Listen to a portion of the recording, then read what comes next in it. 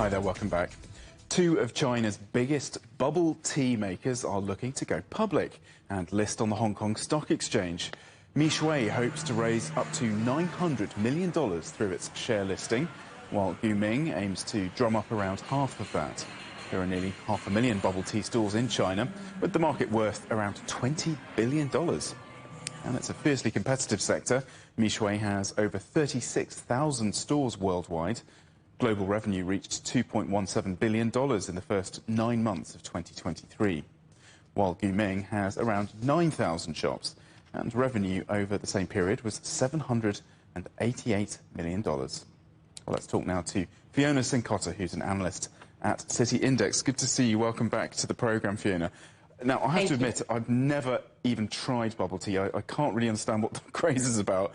I don't know if you're a fan, but can you understand this rapid rise in the popularity of this, what I think is a rather strange-looking drink?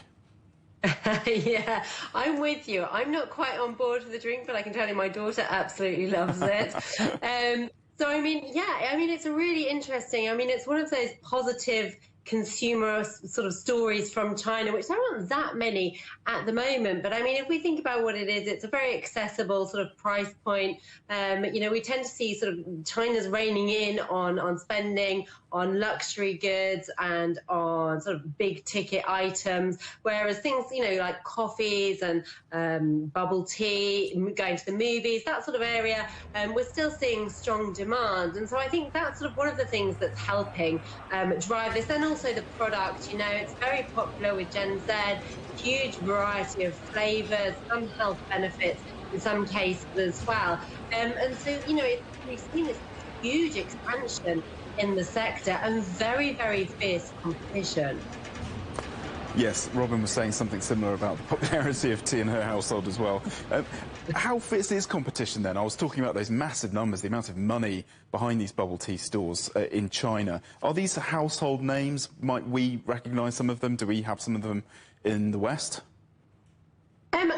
They do work very hard on their branding, and they are also, as I said, not just in China, we are seeing them globally. But I think what we're seeing is, in order to be able to drive that expansion further, that's what they're looking at these IPOs for, because in order to get their names out there, be able to drive expansion more globally, they're going to need a little bit more funding behind them, perhaps. And I think, much of this expansion that we have seen has been a sort of a drive for market share, potentially at the cost of losing some money in the process of doing it, because these are very low margin products that we're talking about. And so I think that's why we're seeing this drive for IPOs recently, that hope that extra injection of capital can really help sort of stabilise the operation growth.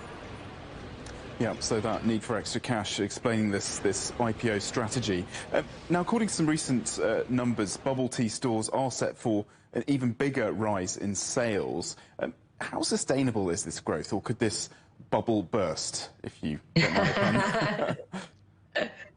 I think so far it has been, we've seen, the figures support there's been strong growth. I think there are some potential problem points if we think about, for example, the generation, that Gen Z that it's particularly popular with. We're also seeing sort of, higher youth unemployment, which could be a level of concern. I mean, we're seeing that within the bubble tea, perhaps there is more popularity towards those operators with a lower price point. So, there are going to be ways to be able to manage the situation. If we do see, for example, that the economic recovery in China does struggle further, or globally in that fact, but as I said, because of the lower price point, it does tend to be one of those items that isn't necessarily seen reined in first.